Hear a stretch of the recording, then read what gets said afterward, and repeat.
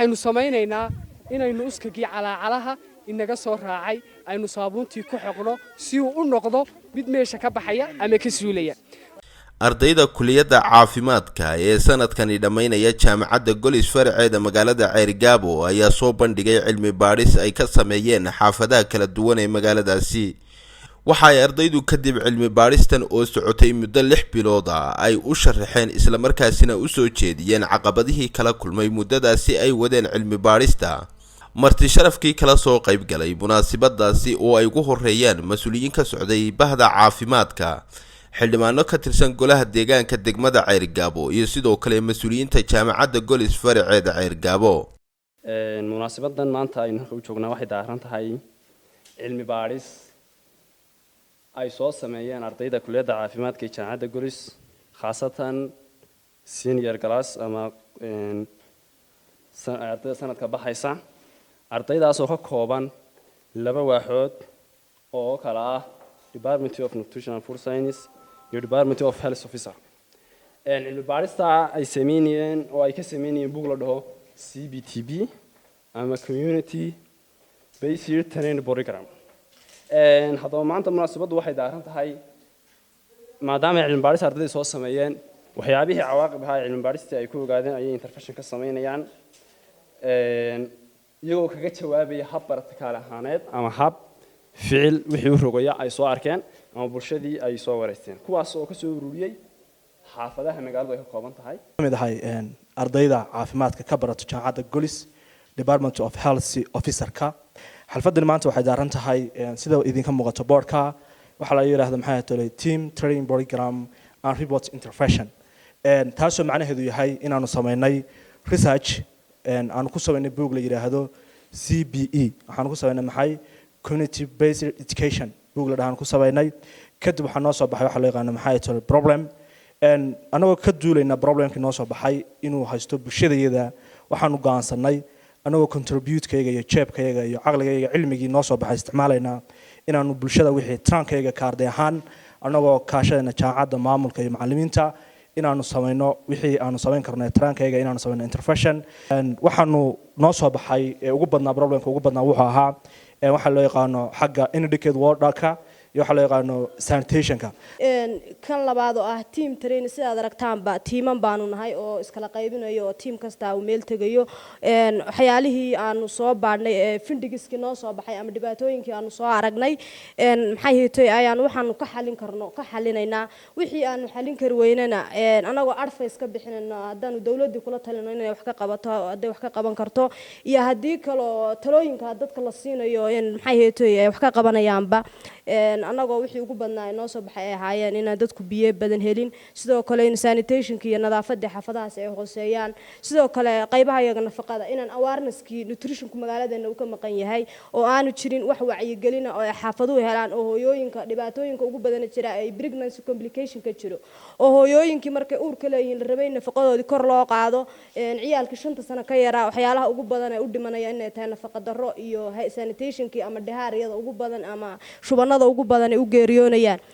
intaana waxaanu codsanaynaa goobaha caafimaadka iyo dawladda inay wax nagala qabtaan. waxa iyaguna halkaasi ka hadlay agaasimaha guud ee cisbitaalka Ceergaabo ahna hormuudka kuliyadda caafimaadka jaamacadda Golis,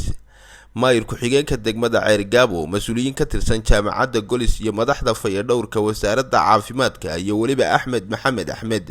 oo ka mid ah mas'uuliyiinta sarsare ee jaamacadda Golis. haddaan wax yar ka bixiyo programka wax la yiraahdo Community Based Training Program. programkani waa program wax qabad, sidoo kale waa program ardaydu ay ku soo bandhigaan practical ahaan wixii ay bulshada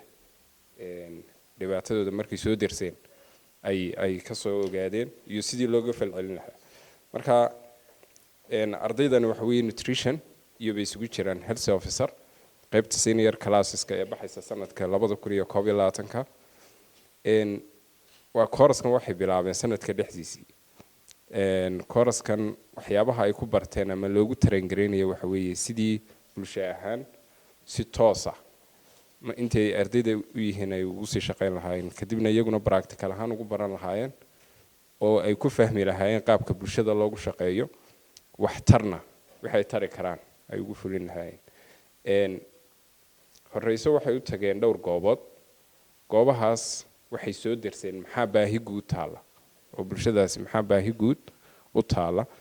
baahidaa guud ay ka mid tahay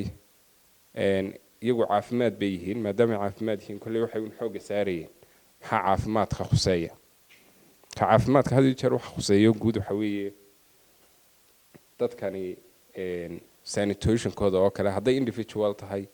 iyo hadday tahay bulsho ahaan iyo hadday tahay environmentka sidii ay bulshada degan uga qayb qaadan lahayd inay saxdaan oo hagaajistaan marka laga hadlayo programkana hadda soo dhigteen research ku sameyseen wax hore u dhacay maaha marka runtii waa wax lagu faani karo oo aad iyo aad aan dukaan balyeeyo oo wax weyn ayaa qabateen hambali mar labaad iyo mar saddexaad inta ka bacdi anigoo ku hadlay magacii wasaaradda caafimaadka ee gobolka khaasatan regional public health officer-ka waxa sharaf weyniya inta qabateen ba wax quseynaya anaga shaqadeedu quseynaya iyo ka maamul ahaan iyo ka madaxaan buu idin berber taagan farxad weyn bay noo tahay inaanu idinkala soo qayb galno bandhigan aad maanta soo bandhigeen cilmi baarista aad ka soo samayseen xaafado ka mid ah magaalada Ceergaabo idinkoo ah kulliyadda caafimaadka ee jaamacadda Golis run ahaantii jaamacaduhu markooda horeba waxay u dhisan yihiin aqoon iyo cilmi baaristoodana waa mid laga faa'iideysto oo bulshada wax ku celinaysa weeyoon hawshii iyo cilmi baaristii ardaydu ay sameeyeen wixii ay soo arkeen dhibaatooyinkii ay la soo kulmeen hadday mid iyo laba iyo saddexba tahay inay maxay ka jawaabaan oo ay ficil u bedelaan waxay ka qabtaan intii karaankooda alaab bay diyaarsadeen alaabtooda waa diyaar oo maanta fiilkii u baxayaan saacadda ay joogno markii inta naga dhamaato marka laga yimaado tay wax ka qabanayaan kuwii kale dhibaatooyinkii kale ay sameeyeen waxay ka sameyn doonaan insha Allah consultation oo dadkii way kala talin doonaan oo wixii dee tala ah bay sameeyaan insha Allah waxaan runtii farxad gaar ah oo jaamacadda Golis asaaskeeduna runtii uu jaamacad bay yahayba waxa weeye inay bulshadii ay u shaqeynaysay wax lagu celiyo jaamacadaha ayaa shaqadeedu waxa tahay in cilmi baaris loo sameeyo cilmi baarista dhowto dawladuhu iyo hay'aduhu ay ku shaqeeyaan in maxay jaamacadda laftigeedu ay dadkii wax u qabato oo ay dhibaatooyinkii bulshada haysatay inay wax ka qabato ayaa jaamacaddu aasaasantahay waan ku faraxsanahay inay noqoto markii koowaad kulliyadda caafimaadka ee barnaamij noocan ay qabanayso insha Allah wuxuu noqon doonaa barnaamij joogto ah oo salaadle noqon doona runtii aad baa mahadsantihiin mar labaad iyo mar saddexaadba hawshana halka ka qaysaan ee ugu adeegaysaan bulshadeennii degmada Ceergaabana waa baahi loo baahnaa oo taagneyd oo aad iyo aad loo qabay mar labaad iyo mar saddexaad aad baa ugu mahadsantihiin inaad bulshadeenna sidaa u garataan sidaa cilmi baaris ugu soo samaysaan baahidoodana baahida ilaahay baa daboola laakiin yaryaraysi ma leh koobka biyaha ayaa waxoo ah dadkeena runtii sidii xildhibaanku sheegay golaha deegaanka ee cusub waan cusubnahay laakiin rugcada ayaa noo jooga oo Ismaaciil Xaaji Nuur ah waxa ka go'an inuu horumar meel kastaba leh golaha oo isku duuban aanu ka shaqeyno run ahaantiina aan baahiyaha dadkeena ilaahay baa baahiyaha daboole inagoo isku tiirsan oo bulsho iyo aqoon-yahan hadday heer jaamacadeed tahay iyo hadday mid kale bulsho rayidaba tahayba aynu isku tashanno waynu dabooli karaynaa baahiyaheena gabagabadiina waxay ardaydu agab caafimaadka iyo nadaafadda wax ka taraya u qaybiyeen qaar ka mid ah danyarta xaafadaha magaalada Ceergaabo ee ay cilmi baarista ku sameeyeen iyagoona siiyay wacyigelino kala duwan oo ku saabsan caafimaadka iyo ka hortagga nadaafad darrada waxa iyaguna geestooda halkaasi uga mahad celiyay ardaydaasi qaar ka mid ah xaafadaha danyarta ay marayeen ardaydaasi waxaynu samaynaynaa inaynu uskagii calaacalaha inaga soo raacay aynu saabuuntii ku xoqno si uu u noqdo mid meesha ka baxaya ama ka suulaya markaynu intaa samayno qodobka labaad ee noogu xigay waxa weeyaan calaacalaha dushooda waxa fuulaya uskag mar kasta faraheena shaqaynu ku qabanaa sidaa awgeed iyana waxa muhiim ah inaynu samayno qaabiyada ama qodobka labaad oo inaynu uskagii halkan saaraa aynu isna meesha ka saaro waxa ugu dambayn doona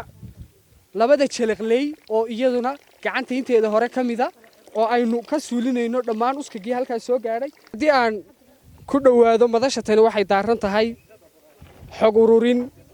iyo cilmi baadhis ay sameeyeen ardayda wax ka barta jaamacadda Golis kuwaasoo ay ku sameynayeen inay u qaybiyaan dadka degan xaafadan hadba waxyaalihii ay u arkaan inay yihiin baahi ka dhiman projectigii aanu wadnay muddada 6 bilood ah cilmi baadhistii aanu wadnay oo ahayd community basic education in aanu maanta ka falcelino buugiisii labaad ee TTB intervention training team program oo aanu wax weeyaan arrinkaas oo wax weeyaan practical ahaan iyo wax weeyaan ficil ahaan looga falcelinayo waxaanu joognaa xaafadihii IBD-yada iyadoo ay xaafado kale oo wax weeyaan magaalada kamid ah ay tiimam naga mid ay ku maqan yihiin kamid ah ayaan meesha ka maqnayn xaqii nafaqada oo wax weeyaan maxaan ku iraahday noo metelayaan iyaguna wax weeyaan teamkii wax weeyaan maxaan ku qaybtii departmentkii nutritionka ayana ay marayaan nadaafada waxaan idinku wacyigelinayaa mar kasta inaad hooyooyin baa tihiin idinka bayskii guriga idinka aasaas nolosha u ah inaad mar kasta oo aad nadaafada ku dadaashaan ay hagaagayso xanuunada ku dhaca caruurtiina iyo idinkaba caruurtii maxay heetooyeen musqulihii ka soo saartaan ama waxyaalahaas oo kale inaad saamuun isticmaashaan ka caafimaad ahaan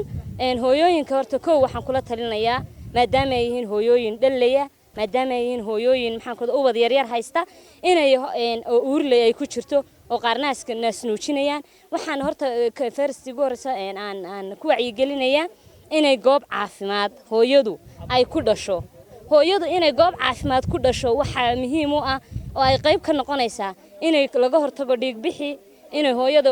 ay fistula ku dhacdo ama hooyadii sufurana ay ku dhacdo in hooyadii infectionada iyo waxyaabihii oo dhan ay ka badbaado naas nuujintii ilmi loogu bilaabo ardayda jaamacadda Golis baa nala joogta oo noo keentay alaabo noogu deeqday iyagana ilaah oo mahadnaqaynaa oo biyo ka mid yihiin maxay ahayd saabuunta ka mid tahay maxay ahayd